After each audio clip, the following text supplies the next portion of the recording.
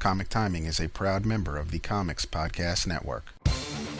Welcome to episode 19 of Comic Timing, a comics podcast devoted to the average comic book fan from the average comic book fan. Join in as a rotating panel of guests and myself, Ian Leatherstein, discuss whatever comes to mind, time after time, here on Comic Timing. This week, Comic Timing goes Hollywood as we discuss comic book movies. And to do so, Matt and I are joined by Drew M., another comic fan born in the year 1984, proving once again that youngster comic fans do exist. Hey, who knew? Here now, Comic Timing. Hey, folks. It is episode 19 of Comic Timing. Yeah, that's right. We're up to the big 19. One away from episode 20. I can't believe they've been around this long already. Let's start things off first with the man who has been on the show many a time now. He is my partner in this situation. He is Matt S. You better not say partner in crime, Ian. Or I stopped myself, actually. Yeah, we all know who that is, anyway. You know what? It's just like Christmas Eve. I'm telling you. Ho ho ho, sir. Ho ho ho. It's a 20th episode. Yeah, well, that one's next week, and we'll have a special guest on for that. I suppose it's like for you, like the night before Hanukkah or something, right? Something along those lines. Yeah. Only I never used to get the 7 gifts like the rumors were. I only got one huge one, but I was fine with that. We're joined also this week by a weekly special, as it were, a guy who loves talking movies and loves talking everything else. He is Drew M. Drew, what's going on? Not much, Ian. How's it going? Going pretty well.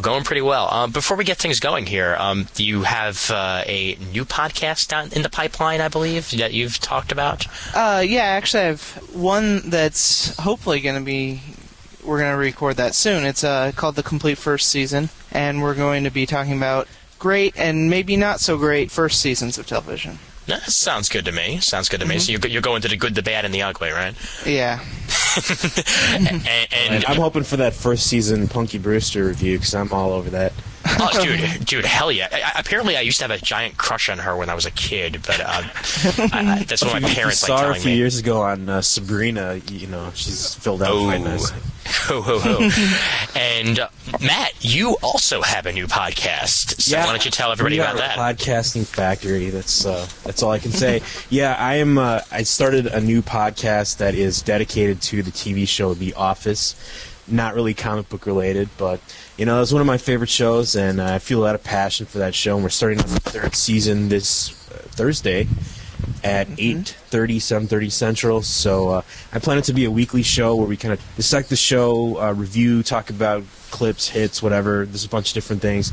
I've got a 0.5 episode uploaded right now to all your favorite servers. You can subscribe through iTunes or through traditional RSS, and the website that'swhatshesaid.libsyn.com. So that'swhatshesaid.libsyn.com, all one word, and you can subscribe from there, because I don't think that it's on iTunes, but it's not in the browsing structure. It's not like showing up in the search engines or anything. I tried searching for it and I found it, so it's officially in there now. So yeah, hey, not bad. I guess I'm ready to see those subscriptions roll in. So that's what she said.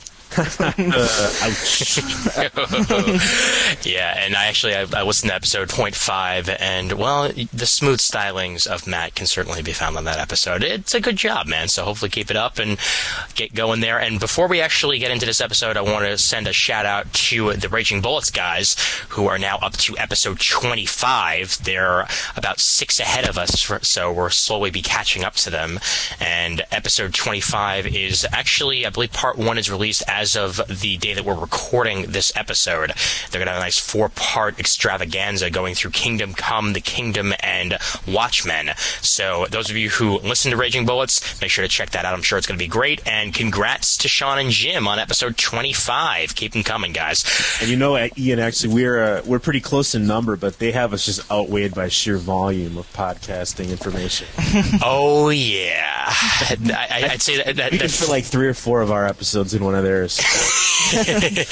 Especially with that one episode 10 that they did where they had pretty much, I think, every major comic known to man in that one episode there. Infinite Crisis and Identity Crisis and the Crisis on Infinite Earths. Yeah, if I ever did that, my head would fall off. A lot of crises. Oh, yes, indeed. And DC loves their crises. But speaking of DC, we're going to be talking some DC today. We're going to be talking some Marvel. We're going to be talking a little bit of everything as we are getting into comic book movies today. Now, comic book movies, there are plenty of them out there. Plenty of them that, sucked, and plenty of them that didn't. And we'll hopefully be getting into both of those. So here is a bit of what we will be discussing. We've all seen them. We've all seen some greats and some that made us cringe.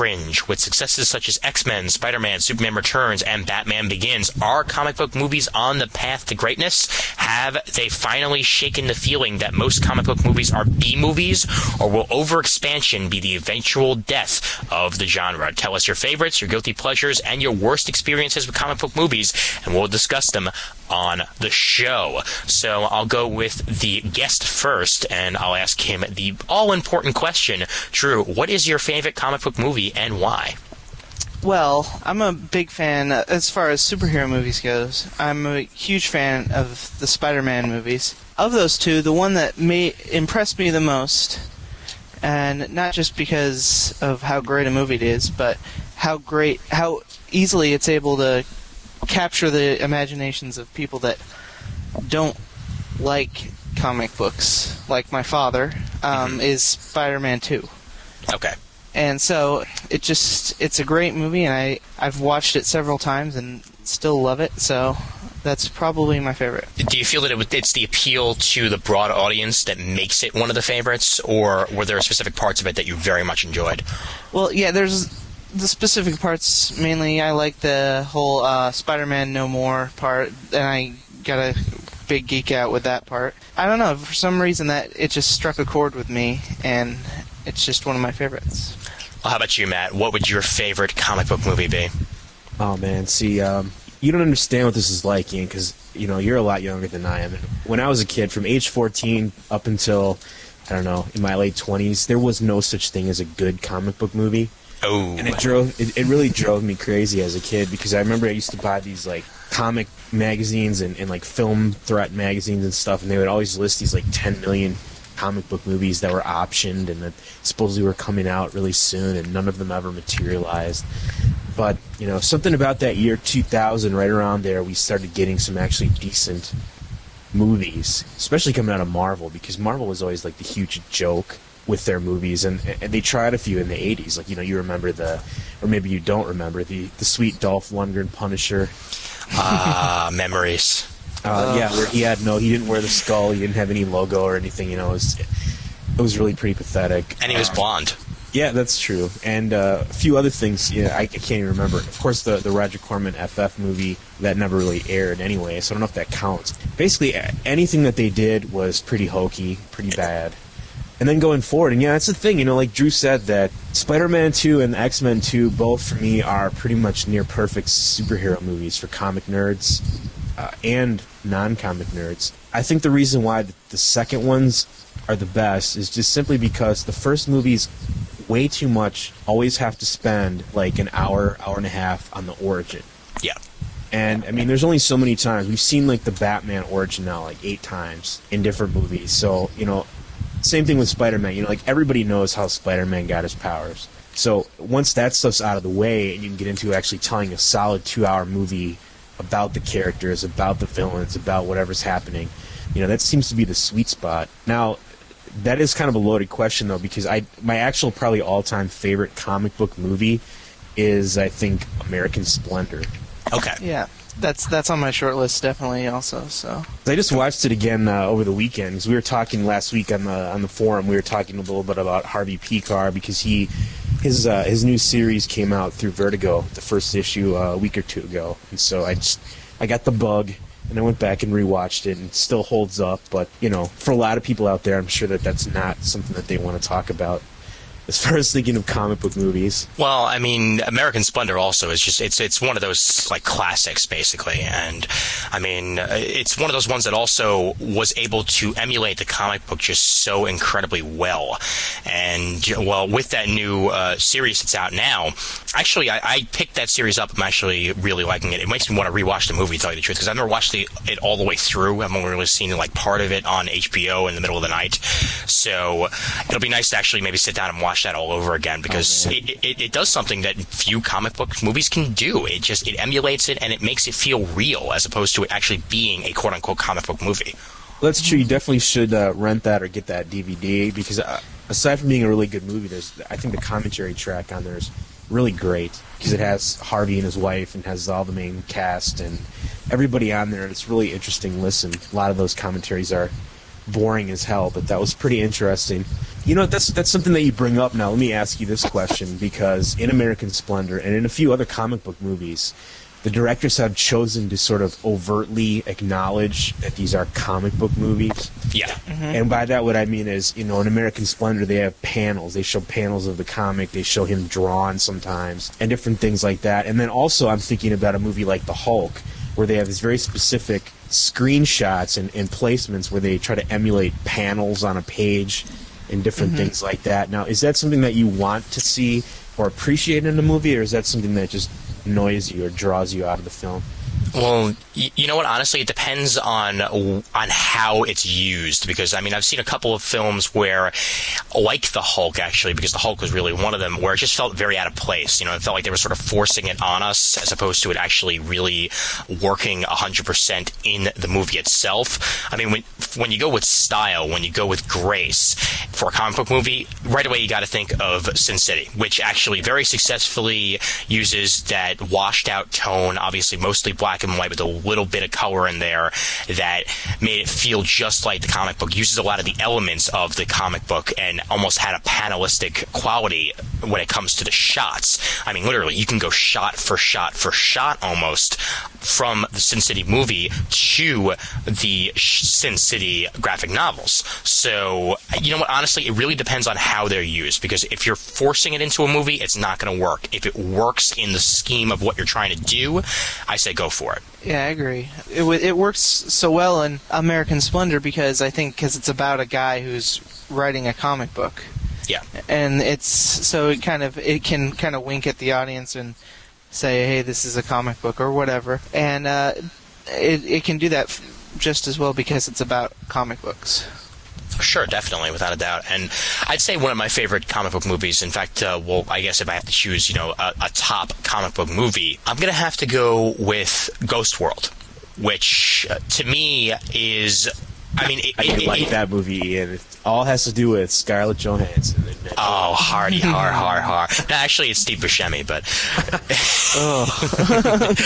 Well, look, I mean, that movie succeeds in something that very few movies got to do, and it gets past the fact that it's a comic book.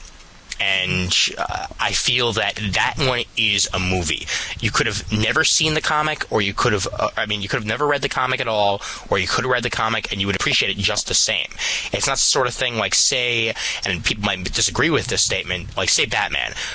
When you see Batman Begins, you'll probably have more of an appreciation for the character if you already know the character, if you already know who Batman is, if you've already read Batman comics in the past, if you've seen the cartoon, and so on and so forth.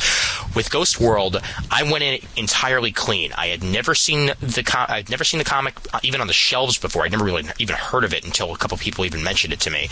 And I sat down, I watched the movie, I loved the movie, and I actually have to go out and read the comic book because I still haven't, because I love the movie so much that part of me doesn't even want to see what the comic looked like, because then I might like the movie a little less. I'm actually sort of afraid of that, because it's so well shot and so well acted, and I can relate to it as well, because I mean, at the age that I'm at right now, when I went to see that sort of the change from high school to college, when I saw that for the first time, I had been in college for a year, and I knew exactly what they were talking about, the whole distancing yourself from your past and moving on to the future. future, it really struck a chord for me, and that's why I say that Ghost World is probably my favorite, and it probably will be one of my favorites for a long time to come, because it gets it right entirely, and that's why it's a great comic book movie. You know, it's interesting because I can't remember, to tell you the truth right now, if I read it first or read it after.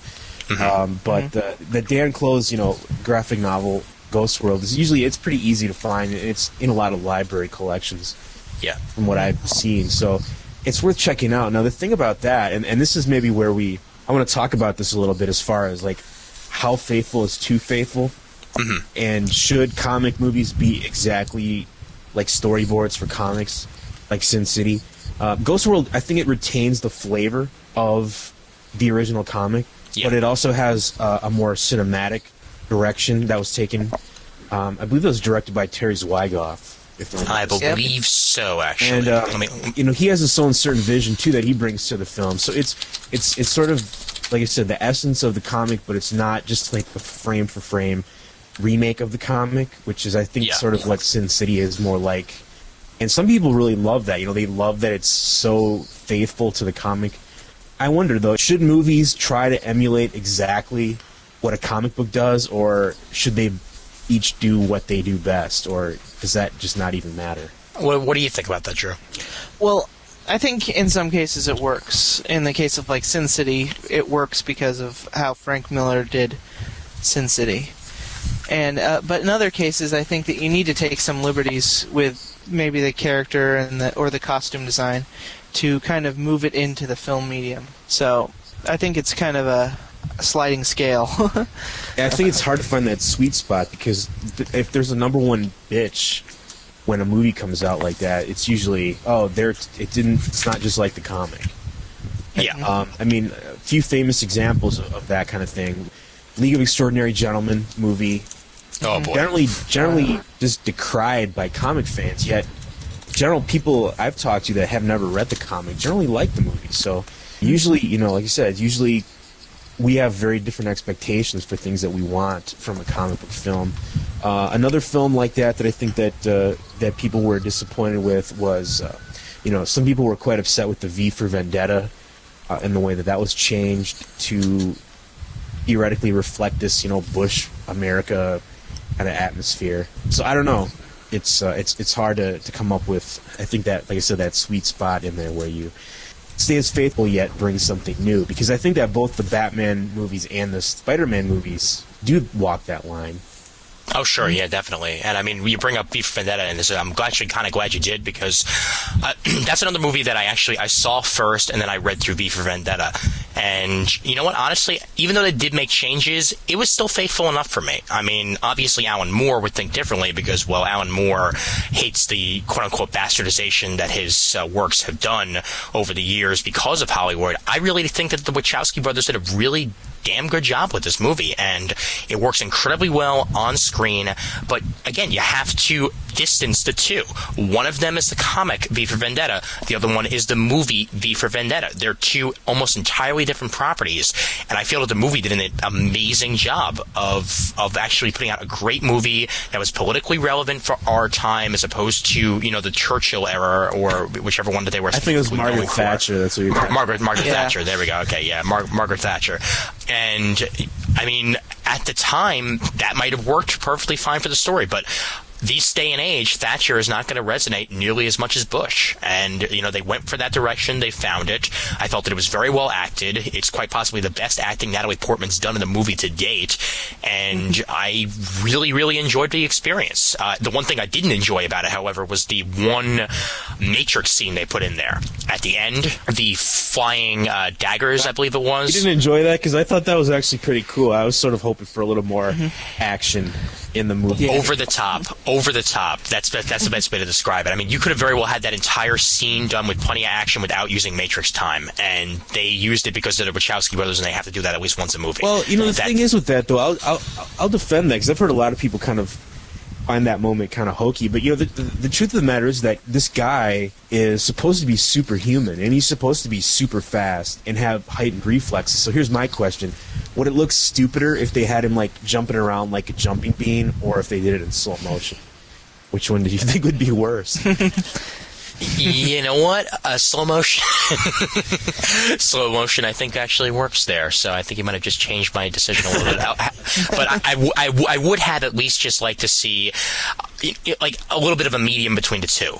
You know, get something. You could have slowed it down a little bit, but just not nearly as much as they did, because it just looked. It took me out of the film, and that's something that I don't like to see in a movie. But other than that, it was pretty damn good, and I felt that it did a good job of becoming its own, as opposed to just being straight from the source material. There is some stuff that's straight from the source material, though, and we got to talk about those also. Mm-hmm. I mean, with the Batman movies. Let's start with the first Batman movies. Let's start with the ones done by Michael Keaton with, obviously the amazing Joker performance by Jack Nicholson and a whole bunch of other parts. The first Batman movie that was put out in the 80s. What's your take on that? And again, leave Batman Begins out of this. When you first saw it in the movies, what did you think of the first Batman? What did you think, Drew?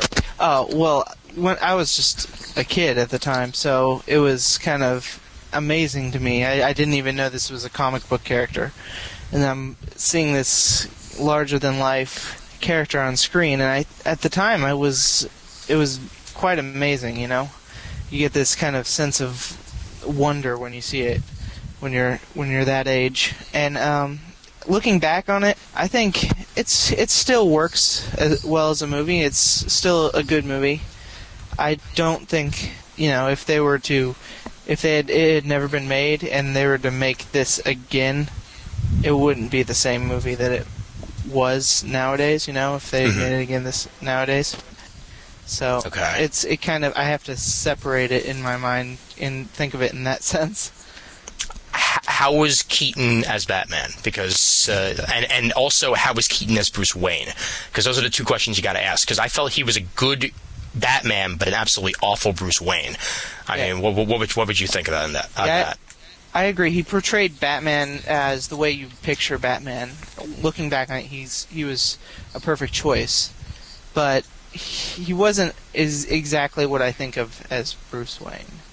A bit too brooding. Yeah, I felt he wasn't bumbling and kind of the playboy enough, in my opinion. And Matt, Batman for you. Yeah, this is kind of funny that, I don't know, I think I'm the only one here that was actually probably an adult when that movie came out.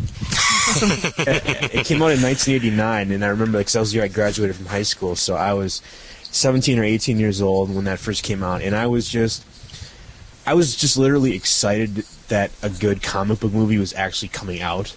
Because before this, there really had not been a decent comic book movie since probably... I don't know, was it 82 or something when Superman 2 came out? Yeah. I can't really remember. But anyway, this is like a big deal. It was an exciting deal if you're a comic book fan at the time. It was something that was an event. And I think that because of that fact that I cut that movie so much slack. Because when I look at it now and I go back to that movie, it's just ridiculous. Freaking Prince soundtrack to a Batman. What were they thinking with that? I honestly actually bought the damn Prince tape soundtrack at the time, too.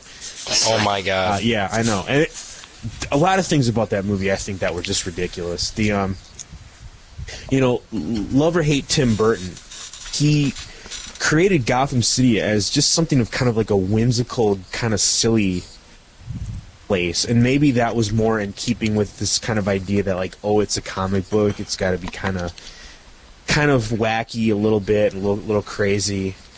Yeah. There's kind of a silly feel to it, and a lot of people feel like that wasn't even a Batman movie; it was like a Jack Nicholson hamming it up kind of movie. Oh, yeah, no, definitely. It was more a Joker movie than it was a Batman movie to me. And, the truth of it is, I'm much more excited to see Heath Ledger in the next Batman movie as the Joker than I was seeing Jack Nicholson as the Joker. Mm-hmm. It was okay. The movie was decent enough. The only thing that I didn't like about that, really, is that whole movie had... DC basically they blew up Gotham City. And it was so stupid, man. It was so stupid. In the comic books, they had this thing where it's like, some villain blew up all the buildings in Gotham City, and then somehow underneath those buildings were like the Anton Furst designed buildings that they showed in the movie. Okay. And then for like 5 years, then the Gotham City was drawn just the way that the movie Gotham City was drawn, with all those bizarre shapes and weird towers and stuff. I mean, it was ridiculous. I don't know what they were thinking with that, but for a long time, that came in there. And then the second movie as well. The second movie, again, it was okay. It was a little too over the top, a little too crazy for me. It was decent enough. Obviously, the first two movies are much better than the second. The next two movies that come after that. Oh, sure, definitely. I mean, bat nipples. But again, Michael Keaton is. I mean, when I don't think that there ever has been a perfect person yet playing Batman that I think really meets that Bruce Wayne side as well as the Batman side. Mm-hmm. I'm still waiting for that person, so I don't know if there ever is going to be one. Christian Bale, to me, again, he was decent enough, but I don't know, he was lacking just that little perfect something to be 100% perfect Batman and Bruce Wayne in my mind. Okay. Well, I felt he was definitely closer than Michael Keaton was. Oh, yeah, I won't argue that. Oh, yeah, definitely. And actually, you know what? I feel also Val Kilmer, when you go on to the third Batman movie, I felt that he was a better Bruce Wayne than he was a Batman. Mm-hmm. Yeah, he had that suave stuff. He has more of a, air, that sophisticated kind of air that plays to that side. I mean, Michael Keaton looks like just some schlub off the street, he doesn't, or a billionaire, whatever. So, yeah, and I don't know, do we want to bring up George Clooney at all in this? Yeah, let's bring him up, because I still feel to this day it's not Clooney's fault. It really isn't. It's not Clooney's fault that he was in an absolutely dreadful movie. It was the fault of DC for making it in the first place. It was the fault of Warner Brothers for thinking that they needed to go campy on this one. And it was the fault of Arnold Schwarzenegger for being quite possibly the worst Mr. Freeze anybody could ever be. Yeah, it's not the frozen tumor. No, what? I'm not blaming anybody. I think we all can blame Joel Schumacher as a director. Yeah. Because he's the one that holds the cards and decides on, what kind of tone and thing they're going to take with the film. Oh, yeah. And that last Batman movie, I think, brings up a good point, because I'm starting to get a little worried about Spider-Man 3. Yeah. And one of the reasons why I'm getting a little bit worried about that is the first one to me was decent. The origin stuff was kind of boring. The second one just blew my mind because it was just pure action, drama. Like Drew said, it went back to that Lee and John Romita story, Spider-Man No More, all that kind of geek stuff that I thought was great. And now the third one looks cool. It looks cool. The trailer looks cool. But we keep hearing about how they're adding all these characters, 3, 4, 5 villains, and other characters in the movie. And I'm just, we all remember that Batman movie with Mr. Freeze, Poison Ivy, and then you had Robin, then you had freaking Batgirl and Batman. And I don't know, there was like 8 people in that movie. Alicia Silverstone as Batgirl. Jeez. Pure gold. Oh, yeah. Yeah, so but I think I'm full of crap with that. Worrying, I trust Sam Raimi much more than Joel Schumacher. Let me just throw that out there. Well, that's another reason why I feel that we're going to get a good Spider-Man 3, because it's been the same director all this way. I mean, obviously there were major directorial changes in the Batman franchise the first time around, and we're sticking with the same guy here. We're sticking with the same cast also. That's another major mistake that the Batman franchise did. They weren't able to keep the same cast. When you can't keep the same Batman, every movie is going to seem a little bit different. Well, you got Tobey Maguire, you've got why can't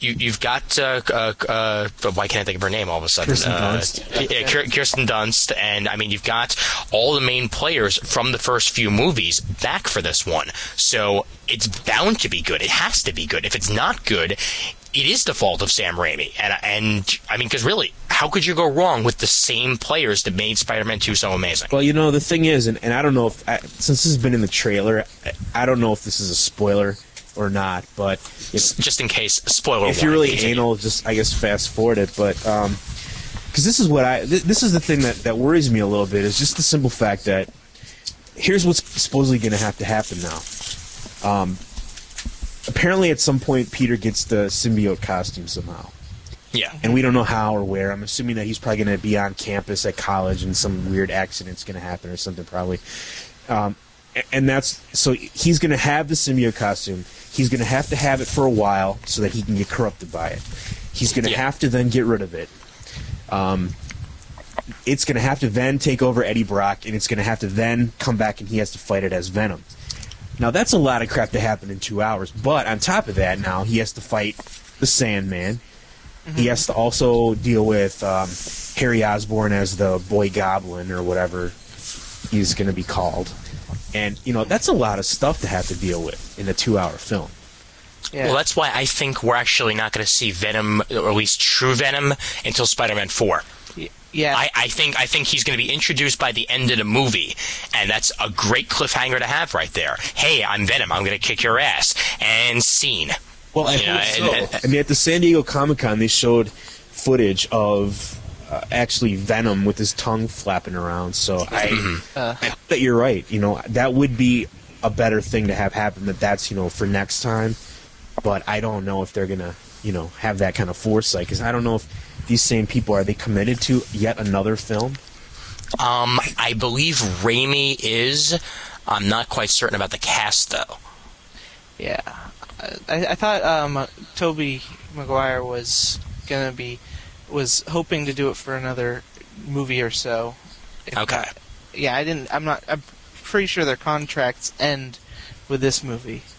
Okay. But yeah, because Kirsten, I know, doesn't want to do a fourth. I know that. Yeah, so, which is why I think they're introducing, spoiler warning, Gwen Stacy in this one. Mm-hmm. That's another thing I forgot about. So they're going to have to put that story in there now. Is she going to...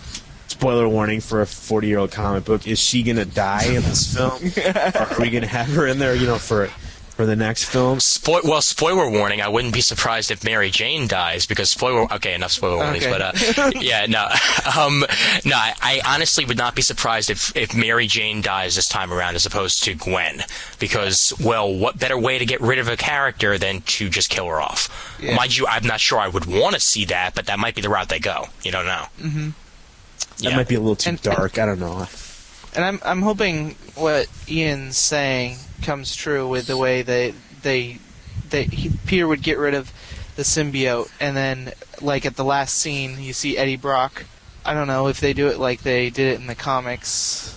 Then he'd be like, what was it, at the church or something? Yeah, because they showed that in the preview that he's up in the bell tower and he's ripping it up. So that's how he got rid of it. Right. That's very similar to that original story in the Web of Spider-Man way back when he first got rid of it. So yeah, it seems like it's sticking pretty close. I hope that they do a good job. I mean, Venom really got to be so overexposed during the 90s boom that a lot of people are really disappointed to see him show up in the film. You know, I kind of agree there are a lot of other classic Spider-Man villains that are out there that haven't been tapped yet, but I don't mind Venom. I didn't mind him when he first came out, and if he's done well, it really creates that kind of dark opposite character, which we see a lot. And I think that is exemplified by the fact that, you know, they got Topher Grace playing Eddie Brock. He's not some hulking, big, gigantic, you know, muscle man guy. He's just the same kind of build and size as Tobey Maguire. They're sort of like, you know, dark opposites, and I hope that they're going to play it that way, because that would make a lot more sense. I think that Topher Grace also is just the perfect choice. I didn't think it at first, actually, but with time, I went around to the same idea that you have, Matt, that what better way to do it than a guy who, if I remember correctly, actually auditioned for the part of Peter Parker once upon a time. Mm-hmm. You know, I mean, a guy who has very similar build to Tobey Maguire and, you know, really literally would be like Dark Spider-Man. So I'm just interested. I'm curious to see how they're going to introduce the costume, like what... because we've gotten way different methods over the years. You know, obviously the suit first appeared in Secret Wars #8, Old Timers. On the you know, that Saturday morning '90s cartoon, it was some kind of spaceship thing or something. I don't remember. Mm-hmm. John Jameson was on a trip to the moon and got this isotope back that turned out to be a symbiote. Okay, so see, there's been different interpretations. I grew up on that thing. So how did Venom get explained in the Ultimate Spider-Man? In Ultimate Spider-Man, It was actually, it was a cure for cancer. Yeah. Okay. Yeah, it was a cure for cancer, and also Eddie Brock is actually Eddie Brock Jr. in the Ultimate Universe, because Eddie Brock Sr. worked with Peter's father. All right. Now, I maybe they'd go with that version for the film. I'm not sure, or if they'll just make up a new one or something totally unrelated to any of those other ones. But Well, who knows? It could just show up, I mean, maybe we're not supposed to know exactly how it got there. no. See, this is what they're going to do. They're going to have him at the beginning of the movie. He's going to be on the Beyonder planet in the Secret War. Oh, man. Hey, well, I mean, they are making an Avengers movie, so... Well, the thing I was thinking of is they introduced John Jameson in the last movie. Yeah. And so they introduced him didn't they introduce him as an astronaut? So They did, yeah. So it could end up being like the old cartoon series. That's true. Well, I keep hoping that it's they're going to possible. have John Jameson turn up as Man-Wolf. So. Yeah, that's what I was thinking too. That would be awesome. That would be totally awesome. And I mean, they just actually reintroduced Man-Wolf in the She-Hulk series recently, so I would love to see a little bit more of that. What do you think of the costume itself? I mean, obviously, it's a bit of a different take on the black costume. It's just pretty much a black version of the Spider-Man suit with a little bit of a larger emblem than the classic red and blue has. I mean, obviously, movies do take liberties with costumes, and they're certainly taking major liberties with the black suit. I mean, Drew, do you have any qualms with it, or? Well, I guess my problem is, what's wrong with the one that's in the comics? That's the only thing. I mean, I saw somebody did a mock-up of the one from the movie poster. Look gorgeous, too. Yeah, and it looks like it would work. Maybe they tried it in the motion tests and it didn't work, but I could totally see the original comic book version working, but it works for what they're doing with it, so what I think they're doing with it, at least. Matt, I mean, do you like it? I mean, Well, obviously, I would rather that it be much more like the original costume from the comics as well. That white and black design is way more distinctive. This costume just sort of looks like somebody forgot to turn the tint on their TV screen. Yeah. It's got the same exact webbing pattern running through it, and it's got all that same stuff, just black. Or just flat gray. see, Spider-Man went swimming through the Hudson and ended up covered in oil. Yeah, that's all. At first, I did notice like you said, they did change the emblem to slightly, change it a little bit. So, but I'd rather that it was different. Maybe it's just they thought it looked too goofy, or they, like Drew said, that they just couldn't get it to work otherwise. But I don't know. I think the one thing that's kind of interesting about the Spider-Man movies is that they're good enough that most of us are willing to forgive a lot of gaffes Yeah. that they make. I remember at the time originally that everyone was so up in arms about the whole organic web shooters thing. Yeah. And at this point, while I'd rather that the comic book character actually still be true to his original origin, I don't care that the movie character does that. It just doesn't bother me. And that led into more of a, that in Spider-Man 2, where the fact that he was losing his powers and things, that made much more sense that way than if he had, mechanical web shooters. So I don't mind. Yeah. Yeah, and what I was wondering about when the first movie came out, because I wasn't a huge Spider-Man fan at that time, but I had read the comics when I was younger and such, so I knew about the whole symbiote suit and everything. And what I was wondering is, if the web shooters are organic, then if they introduce Venom, how is that suit gonna be special? That was one of the things about the Venom suit, was that it did generate its own webbing. Another thing about it was that it could morph into other shapes. So Peter would just wear, turn into street clothes. And I don't know if they're going to do that in the film. Yeah, but when I thought about that, I'm like, that's kind of not the greatest feature to have with your suit. I'm thinking maybe he might lose his powers or something, because he was having trouble with in the last movie. So. Well, I'm thinking that they might go more the route of the Ultimate Venom, where actually, as opposed to using web shooters, or shooting webs, period, this Venom actually extends himself similar to what Carnage does, where his symbiote actually literally just extends itself and swings on itself, which could make a little bit of sense there. I mean, you could just have him literally swinging from building to building on an extension of the symbiote. I mean, that could work movie-wise here. So, yeah. Now, speaking of costumes, actually, I mean, there have been a lot of costume changes in the world of comic book movies. I mean, you've had a major change, and I actually want to talk about these movies because it actually goes into a post on the forums that was made by Matthew Guy, so let's actually segue over to these. In my opinion, the best franchise, well, at least up to Superman 3, was the Superman franchise. And you had a major, major change in the outfit from Superman and Superman 2 and 3 and 4 to Superman Returns.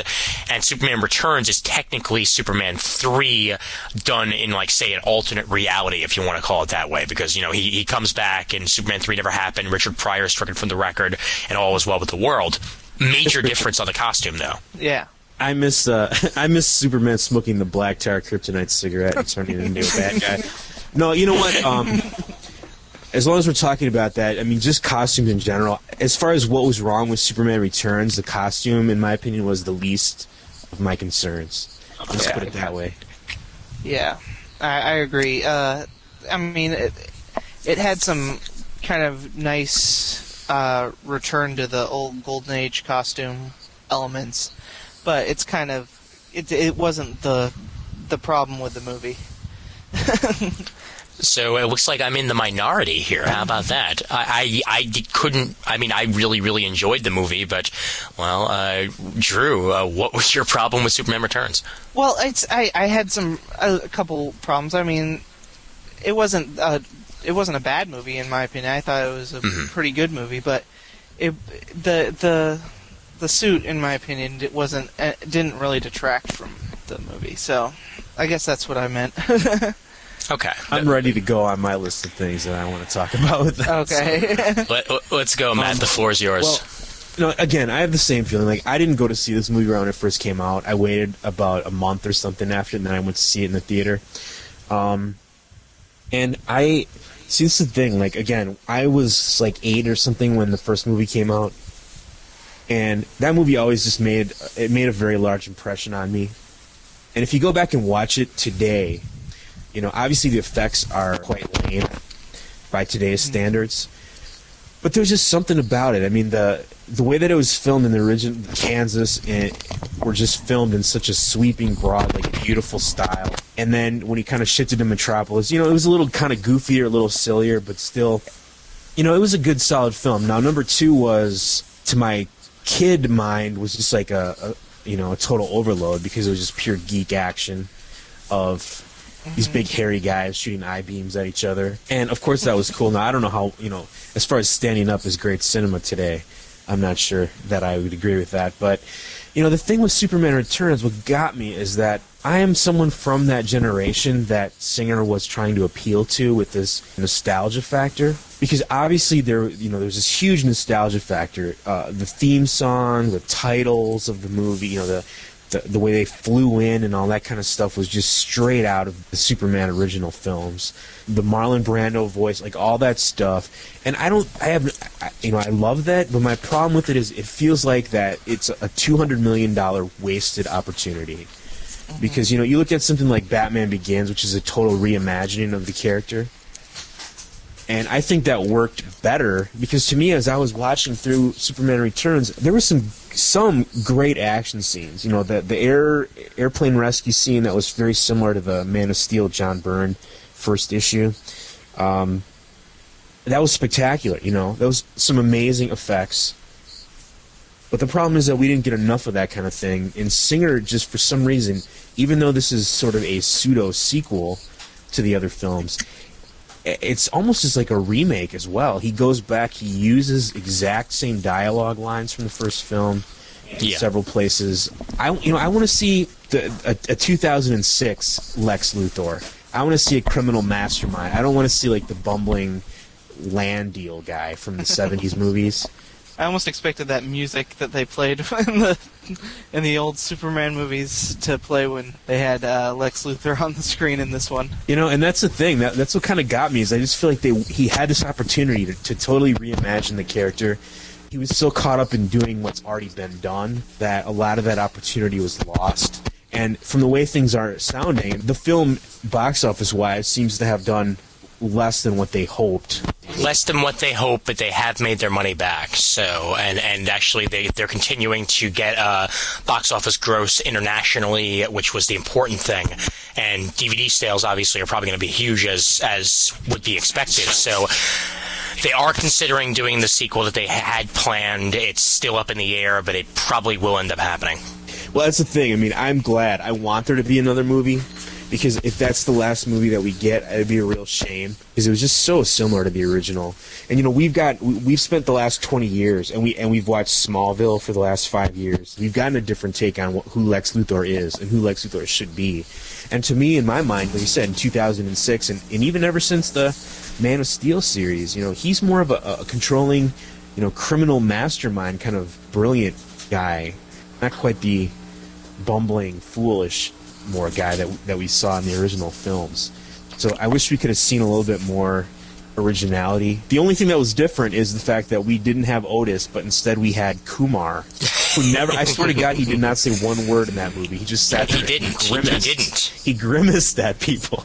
Kumar, what are you doing? Oh, God. Well, you know what, honestly, when it comes to Lex Luthor, I can sort of see where you're coming from, but at the same time, I did feel that there was a much more menacing vibe to Lex Luthor in this movie than there were in the originals. I mean, I felt that they got the perfect person to play him. I mean, Kevin Spacey did an amazing job, and he did put his own take on it. It wasn't like he was playing Gene Hackman as Lex Luthor. This was a brand new Kevin Spacey Lex Luthor, but I can understand that you sort of wanted a bit more of the criminal mastermind as opposed to the I'm going to take over the world through real estate. Well, actually, you know what? I actually thought that he was doing sort of a Gene Hackman playoff when he was doing that role. But maybe that was just me. I don't know.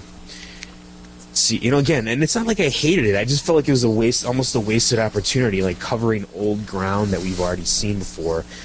You know, as far as what did you think? Did you think that you were being hit over the head once too many times with the Christ imagery?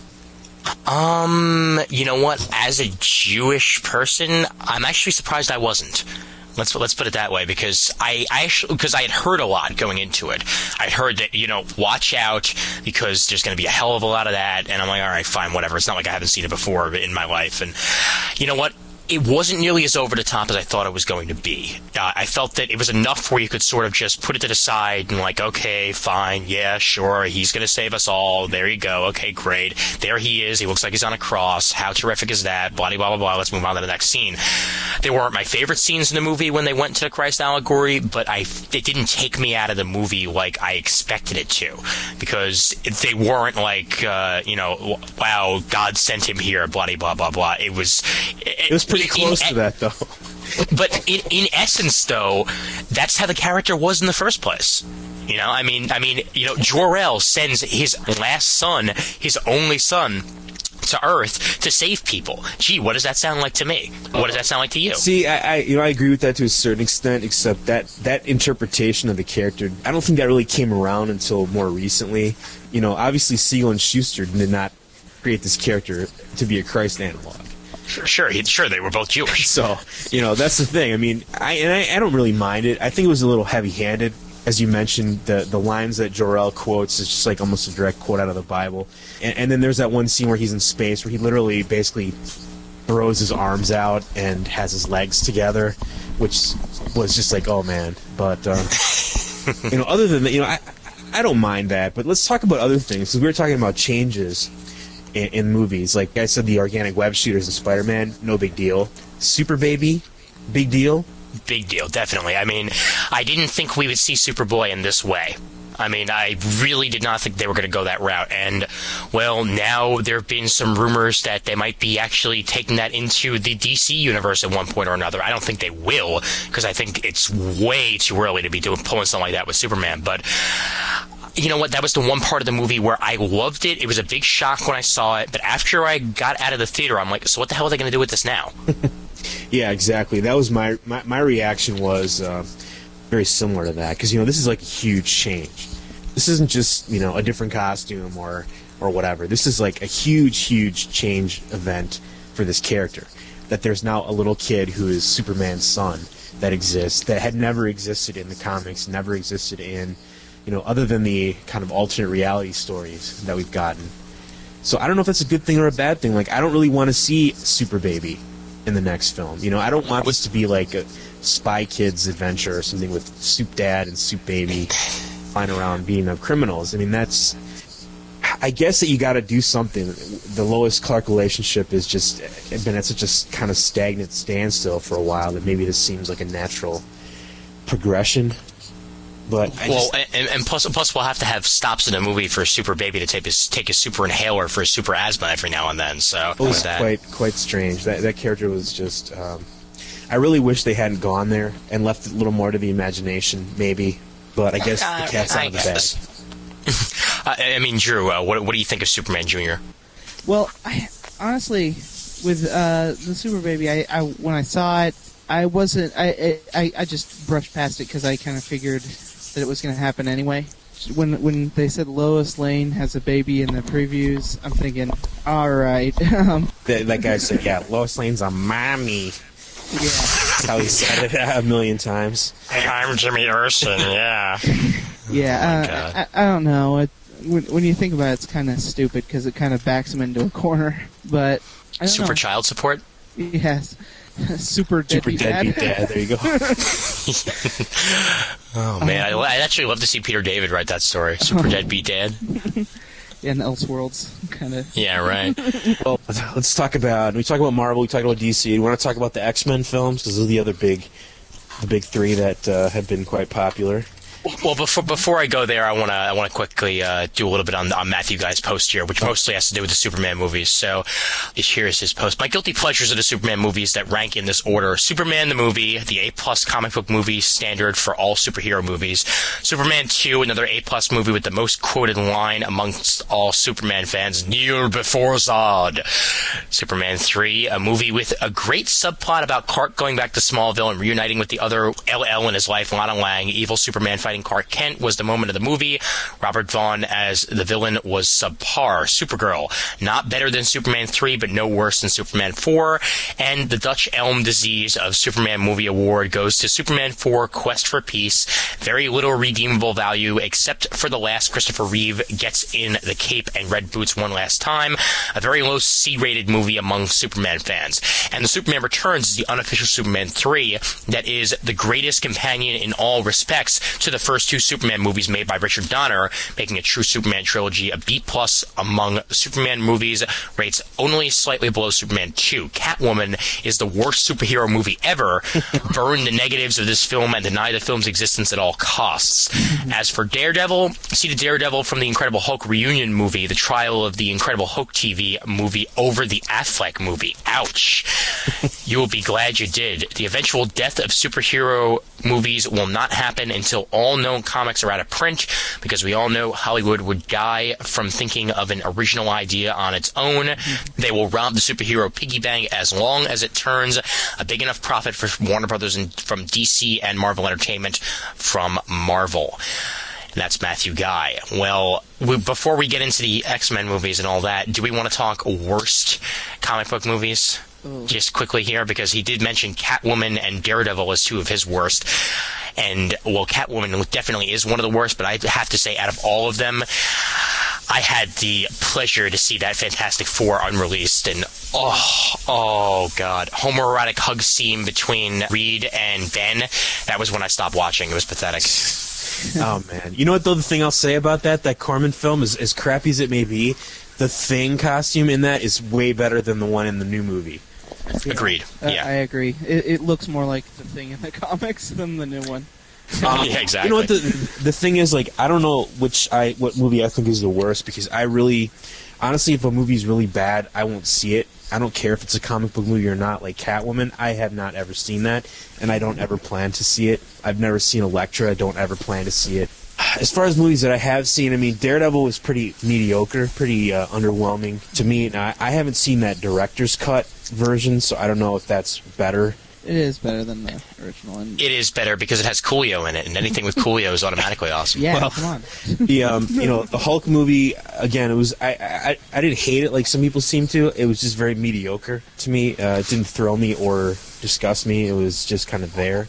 Otherwise, I mean, all the movies from the 80s and the 70s, pretty much, except for Superman in the original movie, God, those Captain America movies where he drove around on a motorcycle. And Oh no! his windshield was the shield, plexiglass shield that he threw. The Nicholas Hammond Spider-Man movies where he looked like he shot ropes out of his wrist and all. Yeah. I don't know, those anything that happened, any of those movies that came up just were usually uniformly horrible until Marvel actually decided, hey, we better actually put some money into this for once. Yeah, we can't just throw $10 in a film student graduate.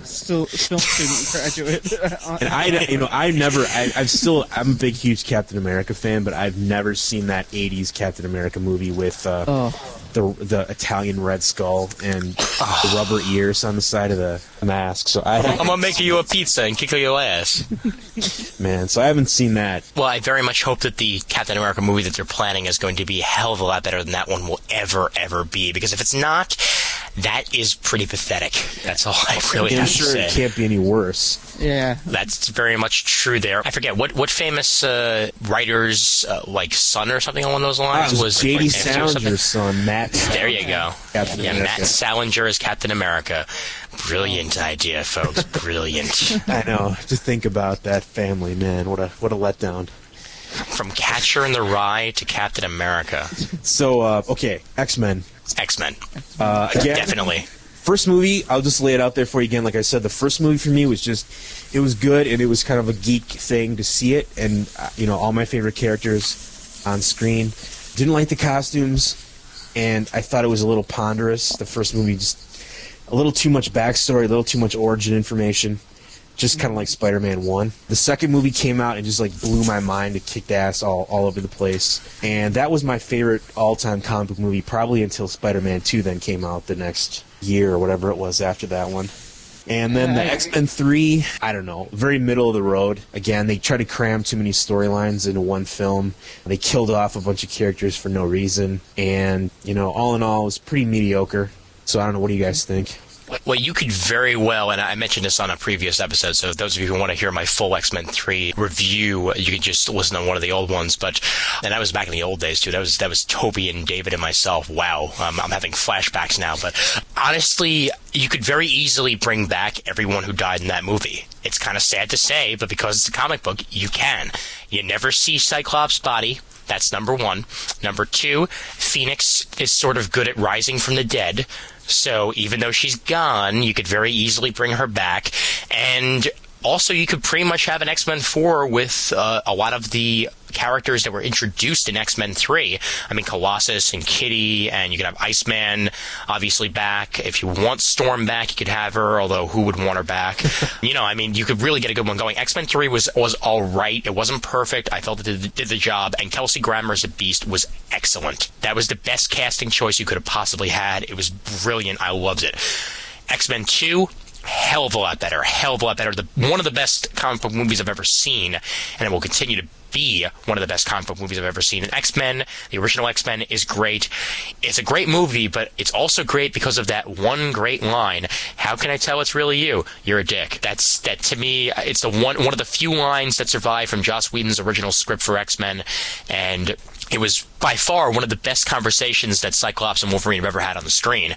So I'm good with that. For you and me when we're trying to decide whether or not we're each other. So. Oh yes, definitely, yes. Oh my God. but also at the same time, I did sort of like that whole Brokeback speech that Wolverine and Cyclops had going in X-Men 3. Like you don't know me, man. You don't know me, but I'm here for you. But you don't know me, man.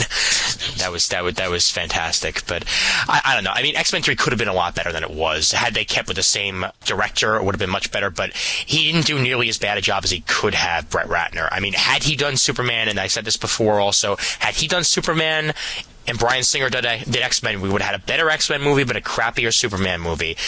I definitely think that would have happened, yeah, without a doubt. I mean, Drew, what do you think of the X-Men franchise? I mean, which would be your favorite, 1, 2, or 3?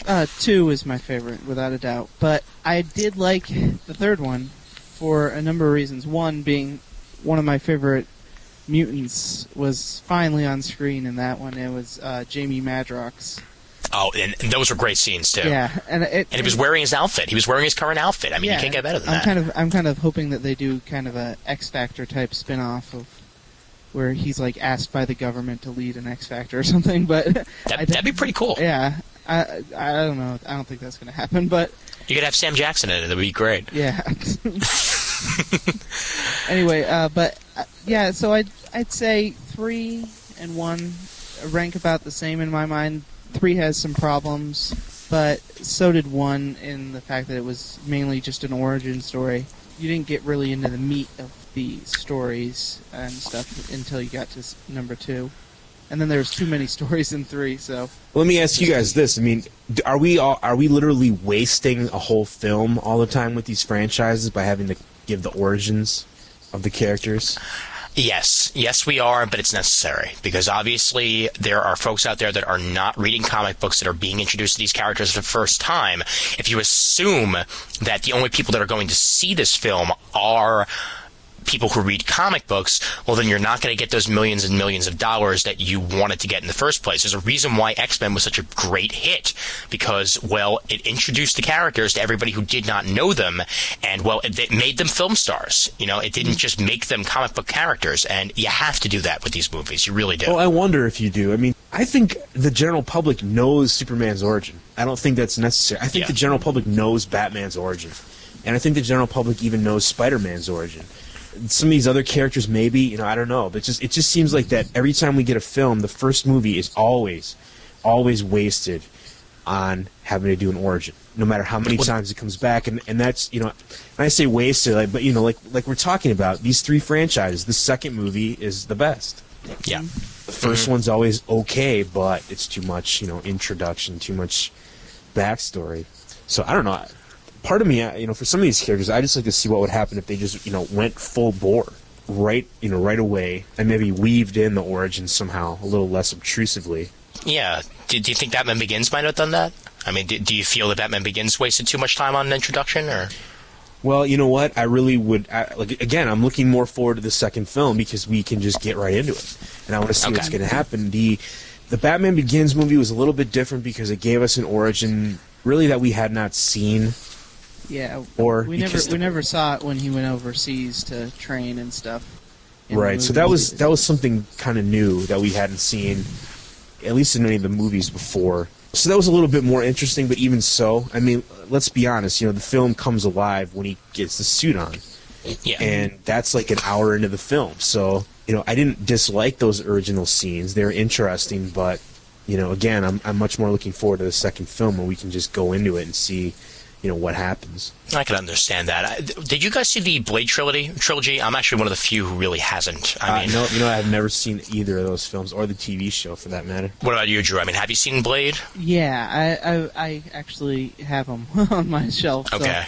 I didn't pay full price. What would you think of those? You know, I liked the first 2 a lot. I thought the first one was good, and I liked the second one a lot, which was directed by the guy who directed Hellboy, Guillermo del Toro, and I like the first 2 a lot, and I thought the third one was very flawed as far as the way it is, but I still own it. I guess the entire series is the entire trilogy is pretty decent as far as... Okay. Now, actually, to go with the idea of all spans of comic book movies to sort of get close to the end here, independents, we haven't really touched too many on those except for what we listed as our favorites, as 2 of our favorites were sort of independents. I mean, you have Sin City, which is technically an independent.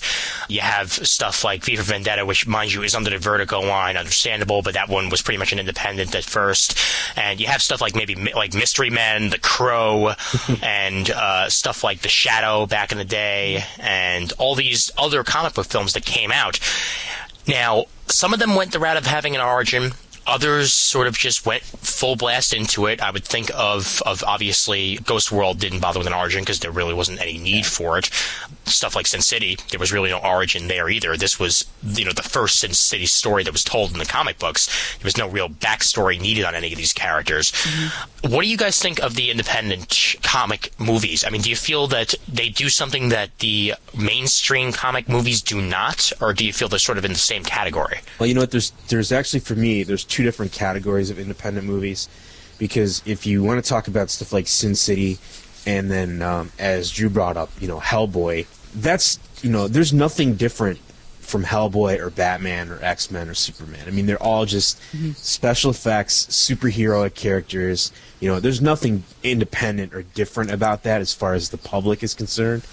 So the other category, what I would consider to be independent movies, and I would almost call them stealth comic movies, because a lot of times they don't want people to know these were comic books, because they want them to take it seriously.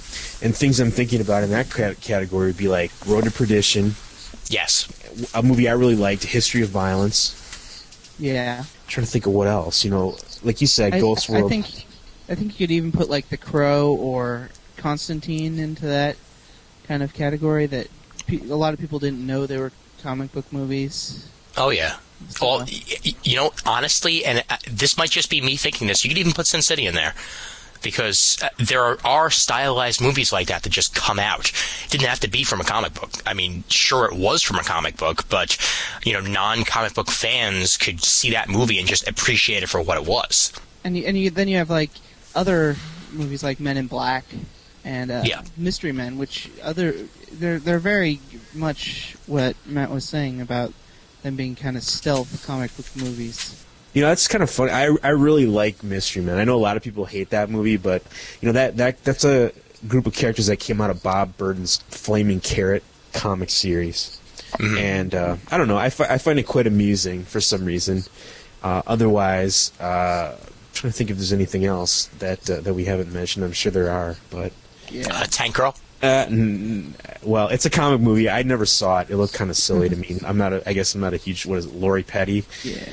That was Tank Girl in that movie. I don't know. I never read those books, really, to tell you the truth. Yeah, and we never mentioned actually one of my favorite comic book movies that I didn't mention before, but it was one of my favorites when I was younger, which was The Rocketeer.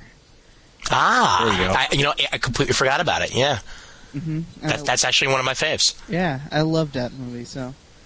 Yeah, and again, that's another one that it's because it's such a period piece, and you know, Dave Stevens' stuff was such an homage to kind of classic serials and stuff. So that's not even really, again, overtly obvious that was a comic book movie, and I enjoyed it, although I don't think it did very well as far as box office. Yeah, I'm looking at it, the gross right now. It grossed $46 million. Okay. So that's not terrible. Yeah. Well, that was like, was it the early 90s? Yeah, it was 91. Okay, there you go. Okay. Damien actually had some stuff that he wanted to touch on. That's, of course, Ward Shaper on the forums, and the guy who does our Rogues Gallery, which actually will be in about 2 weeks here on Comic Timing. I enjoy a lot of comic book movies, though I have to admit that I turned off Catwoman about 15 minutes into it because it just made my skin crawl. But I look at my DVD shelves, I have 30 different movies and then some TV series like The Tick and The Flash, which I just adore. I even recently rewatched Judge Dredd, and after cringing when he took his helmet off, I think that movie just succumbed to bad writing. I'm sure if someone decent got to the character, we could have a really good Dredd story. I am the law. My favorites, I'd have to admit, are Blade 2, The Crow, Mystery Men, for the fact that it's just a fun movie where most of it was ad-libbed, Batman Begins, and Sin City. I did like Daredevil, though I do agree that the Kingpin shouldn't have been black, and apart from that, I don't know why people didn't like it. And I have to admit that I like how in Daredevil the list of fighters that went down to Matt's father were some of the best creators of the comic, Bendis, Miller, etc. My guilty pleasure, though, would have to be Tank Girl. I love that movie, though it's just so odd, but that's how the Tank Girl universe is, since eventually she gives birth to the baby Tank, with her tank being the father. But that's enough for me now, and that's Damien Smith. So, gee, I wonder why I never read that or watched those. That sounds golly gee whiz. Isn't that guy that did the Tank Girl, didn't he go on to do that whole Gorillaz band thing? I think he might have, actually. Yeah, I think he was. I can't remember his name, but something like that. Yeah, but he did mention Judge Dredd, and that's a perfect example of let's get a guy who has a big name and put him on a superhero movie, or at least some sort of comic book movie, and just put a movie out. Don't even care how it's written or how it's scripted. Just put the movie out because let's just get a big name for it. An example of that obviously would be Shaquille O'Neal's Steel, because that was dreadfully disgusting, and they put it out only because Shaquille O'Neal wanted to do the movie, and they barely even had anything to do with the Superman universe. And Judge Dredd is, that goes in the annals of bad, in my opinion. You know what? Like I'll come out and admit that I haven't seen that Judge Dredd movie, but I mean, to be honest, Lord Shaper, he's an Australian, and so I'm sure that he's much more into Judge Dredd than the typical American is. Yeah. Let's face it, most Americans, myself included, I have no connection to that character. I know what he looks like, and that's about it.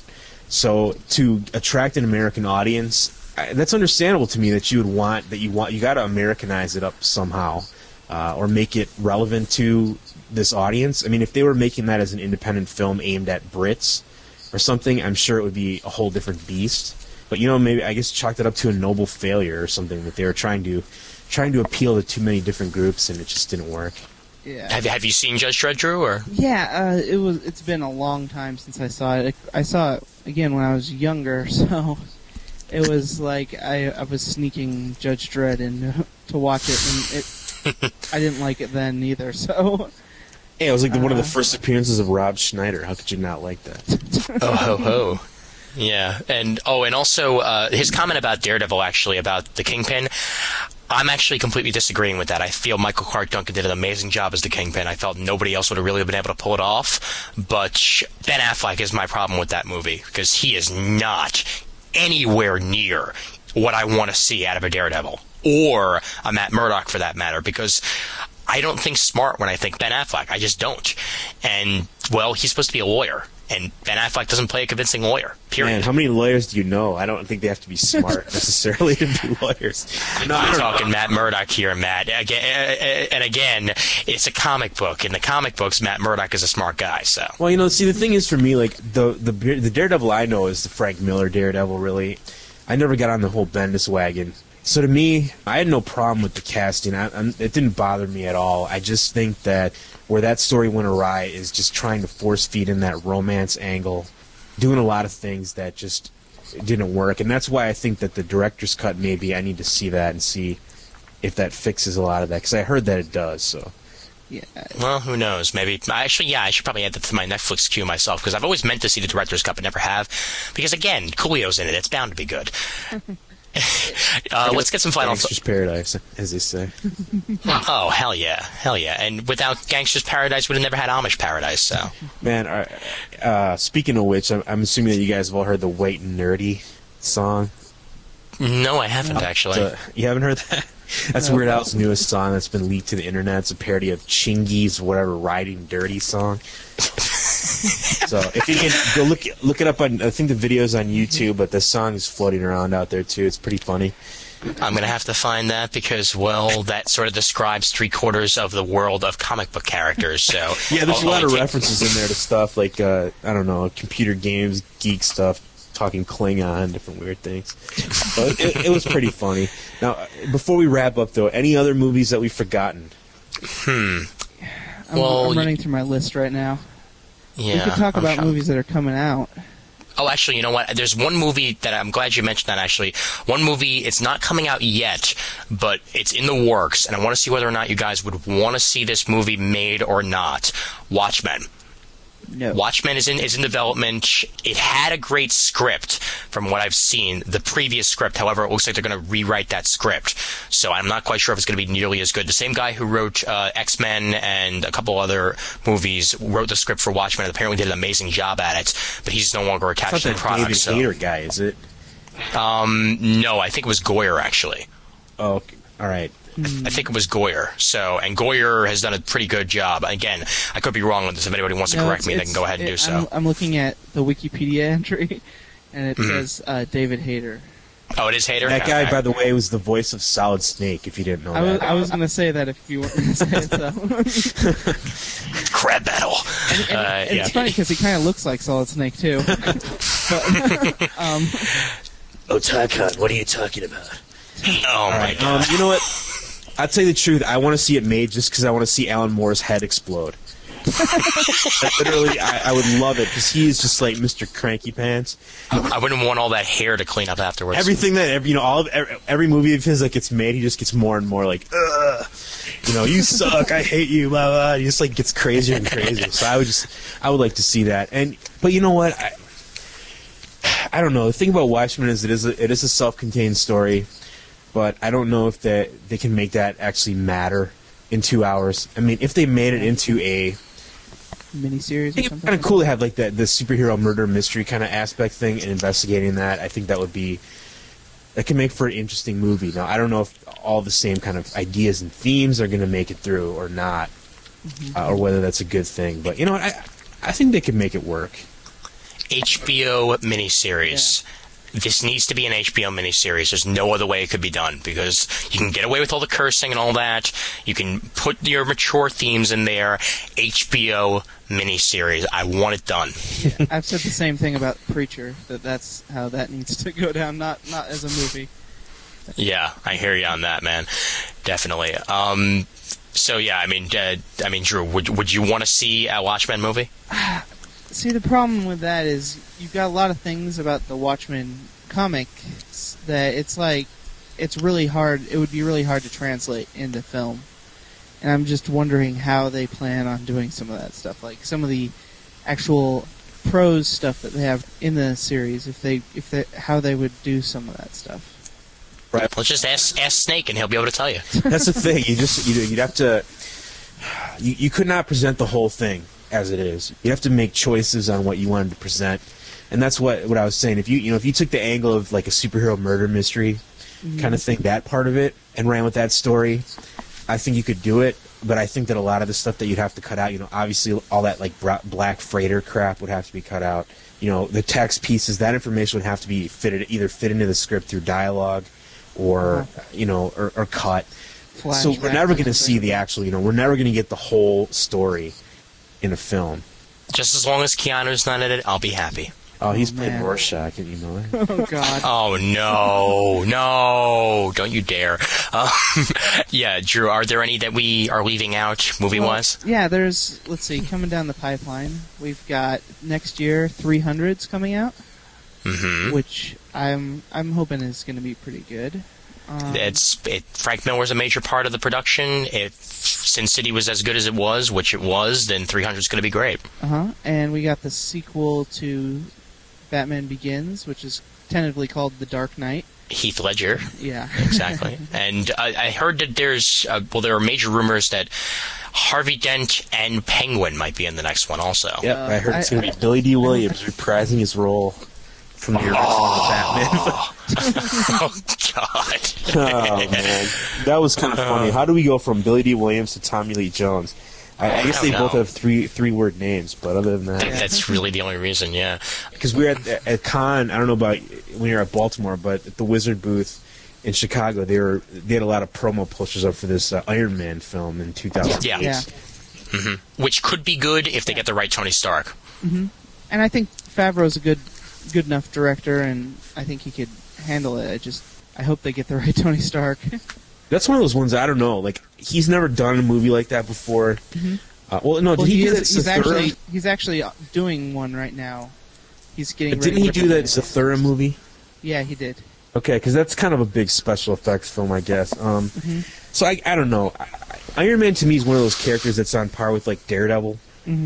A lot of these kind of and I'm sorry, but I think he's more of a B-list character as far as public recognition and all that kind of stuff goes. Yeah.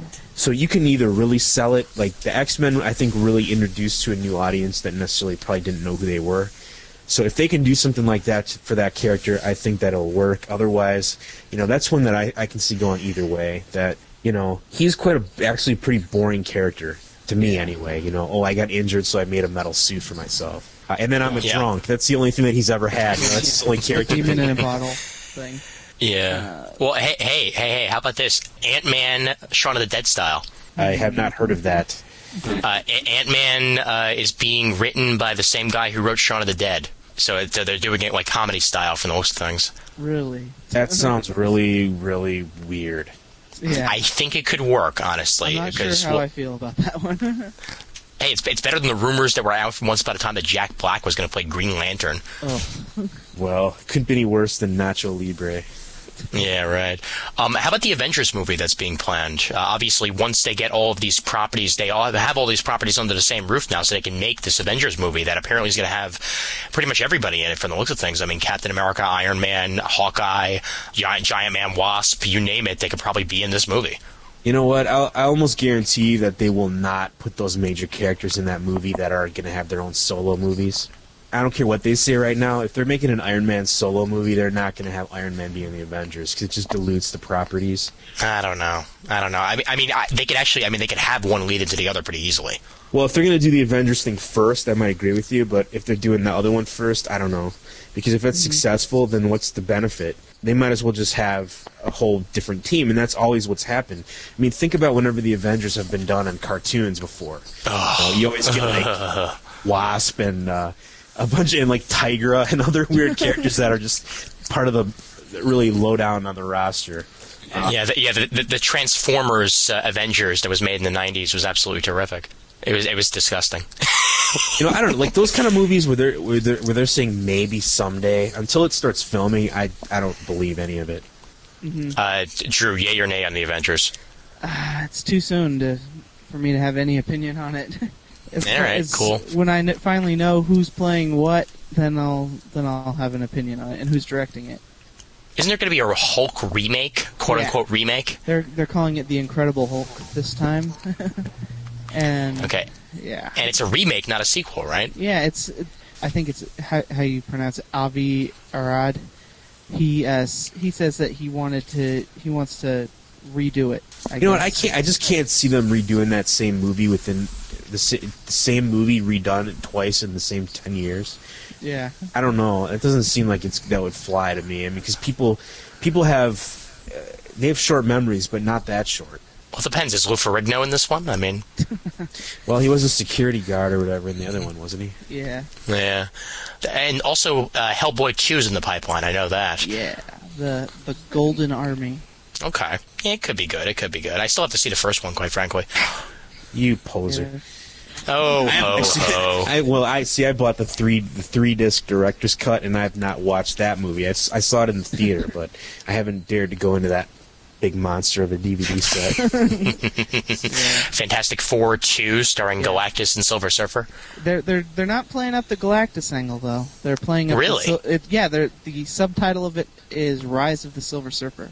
Okay. So they haven't said anything about Galactus, but they say he's a herald. So I'm assuming he's a herald to Galactus. That's again, believe it or not, I have not seen the first FF movie yet because it had such negative press. It's worth seeing. I mean, there are some pretty awful moments, but it's a fun movie. Just from seeing the trailer, I got a geek thrill when to see that flame on scene in that trailer a million times. I really enjoyed that, but otherwise, I don't know. Man, Chickless in that disgusting looking Thing costume, I really, really hate that look.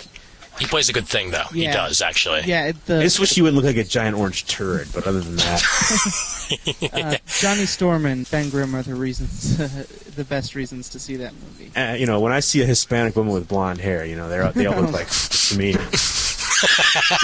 This John Byrne moment brought to you by Sprite. I was gonna say, you gonna go John Byrne on us now? Yeah, I was listening to that interview, so I'm all worked up. But oh god, I'm sure it was taken out of context, and I'm sure we've done enough of that. But whatever. Burn. Why, oh, why? Yeah. Let's get one more before we wrap things up. Give us the biggest one on the list, buddy. Well, that's coming soon, we have the Deathlock movie. Oh no! Why? Just the smallest one on the list. So. Yes, the Deathlock movie starring Vin Diesel as Deathlock. No, I don't know. I could care less. Why would you take such a horrible character that is like such a I don't even know why that character exists in the Marvel Universe. To be Deathlock. I mean, that he has like that fugly, burnt-off nose and just looks like so ridiculous. I don't know what that character's never been interesting. Why do they pick these properties? Well, he's RoboCop Terminator, basically. Now you asked before, like, whether there's like too much comic book movies or or whatever. Yeah. This is where we're going to start getting that and getting that backlash when we start doing these B-level, C-level, D-level characters, and people are just going to be burned out if we get too much of that stuff. Because I think having the big marquee films, having the Spider-Man franchise, or having that X-Men franchise, or the Batman franchise, those are big iconic characters that I think are deserving of a big movie, and money is spent well. And some of these other characters, you can see they have lower budgets, they have less quality. One other one I think we're forgetting, and I guess I didn't see this because it got mixed reviews, but the Punisher film. I enjoyed that. Thomas Jane did a very good job in that movie. Okay, he really did. And Travolta is actually pretty decent in it. But again, like that movie is, it's obviously for Marvel. It's a B-list production because it has totally smaller budget. Not really effect driven, anything like that. And the Punisher is obviously more of a gun shooting kind of guy. Yeah, in Tampa Bay, and they're doing or wherever a sequel, it was. So. Yeah, they are actually, and everybody's going to be back. So yeah, and we forgot Wonder Woman. Yeah, Wonder Woman. I was just about to say that. Wonder Woman, and we got the 2 spin-off X-Men movies too coming out. Yeah, Magneto, which apparently is actually going to star Ian McKellen as a young Magneto using this new effect that they used in the beginning of X-Men 3. Mm-hmm. So it could very well work very well, or it could look absolutely like crap. We don't know yet. You know what? I got to tell you that I hadn't heard of that Magneto film, but again, I don't know. I don't know if that has much of an appeal to me, depending on what the story goes, I guess. And it's overexpansion. That's definitely overexpansion. And you don't need a Magneto Wolverine movie. Solo movie. I think Hugh Jackman did a good job, and he's a very charismatic guy in that film. And Wolverine does have a big history of storylines, but let's face it, his best storylines were X-Men stories. Yeah. His solo series has been pretty much forgettable and always has been. Except for the recent Civil War storyline, that's been really, really good. So I don't want him to end up being turned into a skeleton and then coming back to life again like they did in that series. But otherwise, ends up looking like a scene from Terminator or something. Yeah, exactly. And then 1 minute later, he's fully grown back to his whole self. Well, you talk about Cyclops. Marston has said that he'd be willing to be in the Wolverine movie, so maybe he's not dead after all. We don't know. I think that's just because he wants the work. I don't know. I don't know if anybody wants him to be in the movie, but he's like, "Hey, I'm available, guys." Well, he wants to be able to lose another girl because that seems to be all he does in movies. So. Yeah, I mean, wasn't he the most pathetic guy in Superman Returns? Oh. I mean, how could you not just feel like that? Man, what a loser! What a loser. He was a Mary Sue, pretty much. I mean, he was the character that was brought in that was Mr. Perfect and, was not Superman. So Superman was not perfect, but this guy was. I mean, come on. Well, at least he didn't die in the film. I was surprised that they didn't kill him off, because that would have been a nice, neat little way to clear the runway. But and he wasn't completely vilified in that movie, so... Wonder Woman. What do we think is going to happen with Wonder Woman? Now, do we even know anything about this as far as locked-in details yet? Joss Whedon's directing. That's all we really know. All right. Yeah, I hope that we don't poster. see Diana the Wonder Woman Slayer or something. I don't... It depends on what angle they take. I don't know. Wonder Woman has just that huge kind of air of camp coming from the 70s series. So whether they can make her relevant or not in this day and age, I'm not sure. I'll have to wait and see who they cast and how it turns out. Yeah, have they cast anyone yet, Drew? Not from what I've seen. I think they're still narrowing it down, I think, right now. Okay. Well, as long as it's not Sarah Michelle Gellar, because that's a cop-out. Well, I didn't hear that. I thought they were pushing around, what's her name, Faith. Was it Eliza Dushku or whatever her name is to do that? Oh, no. Ugh. I think somebody said, I wouldn't want to see that movie, but I want to see that movie, if you know what I mean. Yes, you just want to see her in the Wonder Woman outfit. That's the thing, I think that's a problem with these iconic characters. I mean, is there an actor that is appropriate that can carry that part? Yes, Lucy Lawless, but she's not going to do it. Man, no, I don't see her in that part, but... Come on, she's the warrior woman, man. Nah. Well. I mean, if you want to do this, Diana, the character, whoever's going to be Wonder Woman, she should be someone that's, huge. China. Very large. No, God. see, you didn't get my second point. She's very huge and very hot at the same time. Oh, okay. Well, And then yet- China's out. And yet be able to kick ass. And I don't know if there is an actress in Hollywood that fits that bill. If they go with like an unknown or somebody that they can find to play the part, that would probably be a better choice. So I don't know. It's all going to depend on what they do with it. Well, Joss has said that he doesn't want her to fly. That's number one. So it looks like we might have the invisible jets return. That's even worse than flying, as far as I'm concerned. Yeah, and I don't know whether or not there's going to be a Diana Prince in this, or whether it's just going to be Wonder Woman. That hasn't been confirmed. So Yeah, I mean- that's the thing. This is just like me being a kid all over again, reading all these details about things that aren't anywhere close to happening yet. yeah, And I don't know. It's just like too much speculation, and who knows? He might back out. He might have some other project that comes along. Who knows? All right. Well, let's get our final thoughts in, and let's include with these final thoughts your guilty pleasure for the world of comic book movies, if you indeed do have one. But yeah, any final thoughts on the world of comic book movies? And we'll start it off with Matt. Well, I mean, obviously we're in the middle of a comic movie renaissance the last 5-6 years. We've gotten huge blockbuster franchises reborn. For a comic nerd, this is a golden age of films. Whether that's going to continue, I mean, like we said, we all kind of noted that X-Men 3 really didn't live up to the first two, or didn't live up to the second one at least. Spider-Man 3, that's going to be kind of the linchpin for me to see if that movie's as good or better than the second one. Then that'll keep my faith going in the films. Same thing with the Batman film. I don't want to see this go overexposed. And it seems like now they're getting into kind of the closer to the bottom of the barrel with the characters that they're choosing. And, if we start getting a lot of kind of B-level crappy character movies like Catwoman, like some other things like Elektra, the public is going to just get sick of that. It's going to be a negative again instead of a positive.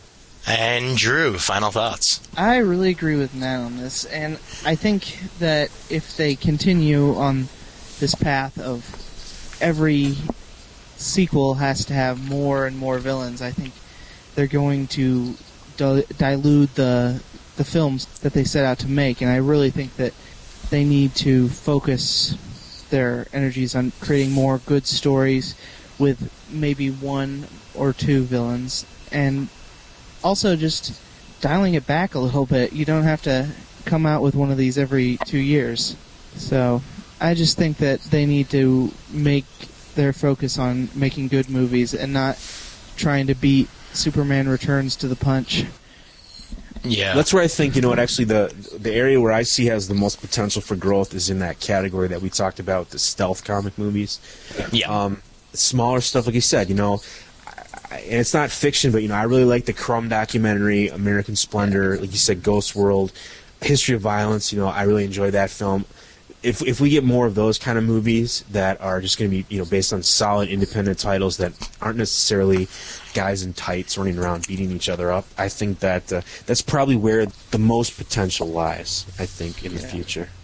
Yeah. Oh, and also, before we do actually finish wrapping it up, and also before I get my final thoughts, I mean, it's not technically a comic movie, it's more a geek movie, but if you haven't seen Comic Book the Movie, starring Mark Hamill, it's the best mockumentary about comic books ever made. See this movie. You'll be on the floor laughing hysterically if you're a comic fan. It is totally worth it, so make sure you go out there and watch yourself some Comic Book the Movie.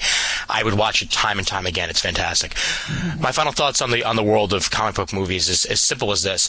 In the late 70s, it took DC Comics to make comic book movies be on the map.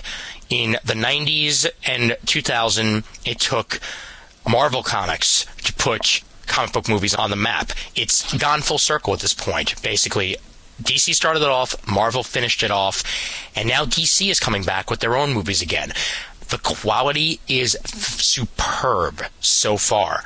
If you lessen the quality, if you put out too many of those B movies that are basically out just because they're a property, you're going to lessen the value of comic book movies yet again, and we're going to be back to that drawl and dull time of the 80s where you did not want to see these movies unless you were high on the couch with your friends. So do not let this happen again, folks. Do not let this happen again. DC and Marvel, you have something great going right now. Independents have great things going right now. Don't get to the point where comic book movies are a joke again. Let them remain as huge as they are today. And as Matt said, it's going to take not putting out a movie every 2 years, just make good movies. Good franchises plus good movies equals good times for all. Just get it done, folks. Get it done. And I think that's the best cap we can probably have on this. So I'd say we pretty much did a good job of going all the way through all those movies and all the crap fests and all the joyous occasions that have occurred over the years. So Man, the problem with this job kind of well thing done. is I'm sure we forgot a bunch of stuff too. But Oh, I know we did. And if we did forget anything, post it up on the forums or send us an email over at comictiming@gmail.com, and I'll be more than happy to add that in. And actually, before we wrap things up, as I quickly log into my email account here, there was actually an email that was sent to us by a buddy that I met over at the Baltimore Comic Con who had a chance to listen to Comic Timing that actually sent something over. So let me log on in right now and read said comment, and then we'll end up here. But while I do that, by the way, Drew, I must thank you very, very much for joining us on this episode. It's about damn time you ended up on Comic Timing, buddy. Yeah, we tried it once and it didn't work out. I overslept and it didn't work out, but I think it worked out pretty well this time. So yep, glad I and I'm officially going to start a PayPal account to buy Drew a microphone. Well, and speaking of PayPal, actually, there is a donations button up on the Comic Timing page now, as I finally got myself a checking account, so I'm able to finally have a PayPal donation. So if you do want to support the show and support this straight out of college boy, then please be greatly appreciated if you would be able to do so. If you can't, then so be it. A couple bucks here and there, whatever. Just if you want to donate, you can. If not, nothing against you there. So here we go with the actual email here, and this one's from Jeremy Monken. And here we go. Hey, Ian, this is Jeremy. I was a dude in the Superman hat who sat next to you at the Harvey Awards. Comic Timing is great. It's much more down to earth than some of the other stuff I've heard out there. Conversational, good stuff. Good to hear you and your lady friend scored some tiramisu. Amazing the PvP guy didn't catch it first. Also, the giant... Come on, poor Scott Kurtz. Come on. I know. Hey, I'm only reading here, okay? I'm only reading. I don't agree with that. Also, the giant-sized Planet Hulk book showed that Banner is still much a part of the Hulk persona. You should check it out if you can. It gives a lot of insight where the Hulk is right now. Keep up the good work. Later, Zen, a.k.a. Jeremy Monken. So, Jeremy, thank you very much for getting back to me, and thank you very much for giving the kind words to Comic Timing. And I'll have to actually check out the giant-sized Planet Hulk, because we want to see a bit of the Banner persona to see whether it's still there or not. So, thank you very much for that. So, yeah, we will wrap things up here officially now. So, Matt, as always, thank you very much for joining me, buddy. It's a pleasure, and hey, guys, make sure that you tune in either Friday or Saturday to the first official episode of That's What She Said. Yay. Ho, ho, ho. Exactly. And make sure to watch The Office on Thursday. Exactly. Oh, yeah. Otherwise, you will be mocked. Yes, and this man can mock, so you better watch out, folks. The email address for Comic Timing is comictiming@gmail.com. Don't forget to check out those forums over at comicgeekspeak.com/forum, which are graciously hosted by the Comic Geek Speak guys over at comicgeekspeak.com. Don't forget to vote for us on Podcast Alley. The links are in the show notes and on the main page. We are proud members of the Comics Podcast Network over at comicspodcast.com. And yet again, if you guys can, please donate to the show. It will be graciously appreciated, but again, it's not required. The show will never be paid. I don't know, It's folks. 100%. Ian, that money's going to go right into Ian's girlfriend's pocket, so I don't know. You better watch out. Oh my God, man! You know, wow. Just kidding. See, yeah, you better be kidding, man, because now I look like a bad guy here. No, actually, it'll go towards probably a mixer and at one point better microphones and all that. So I want to get towards that exactly. No, I'm just giving you the business because I know how it goes. You know, you got a girlfriend, all your money goes out the window. So. Well, speaking of pay, how much am I getting paid for this? Yeah, you're getting paid. Yeah, you're getting paid and finally getting those X-Men posters once Wally sends those along to me. All right, how about that, buddy? That work? That works. Okay, and don't forget to send us your iTunes reviews over on iTunes. That would be graciously appreciated. Some guy named Matt gave us a review. I have no idea who the hell this guy is. It's like about a but- conflict of interest. What the hell is that? Yeah, right. And once again, guys, thank you for joining us. Drew, Matt, it's been a pleasure. As always. Yep. Go see Man Thing. Yes, go see Man Thing on DVD. Oh my lord, thank you for bringing that up, man. Talk about a B movie. And as always, there's always time for comics. I gotta wake up at 10 a.m. tomorrow to buy Yankee tickets, so I'll be up early, so I'll probably have to What a tough life you got there, yeah. Oh, thank you very much. I get up at 10. I gotta get up at 6 o'clock in the morning to go fight my way through a freaking urban ghetto war zone in my school. Urban ghetto war zone? I think you're making that up, sir. Not too much. Surprisingly Okay. not. I'm not making it up that much. While I'm like wrestling with a crack dealer, I'll think of you. It's getting up at 10 o'clock, so have fun. What the hell, dude? No, I'm just kidding. The mean streets of Milwaukee, is that it? Where I live is actually, it's kind of a smaller town, but it's in between Chicago and Milwaukee, and it's got a huge gang problem, and we have like the highest murder rate in Wisconsin. Drew, where is Chico, by the way? Chico is in Northern California. It's, Okay. You go to Like Chico my- State, did you? I used to go to Chico. Oh, you did?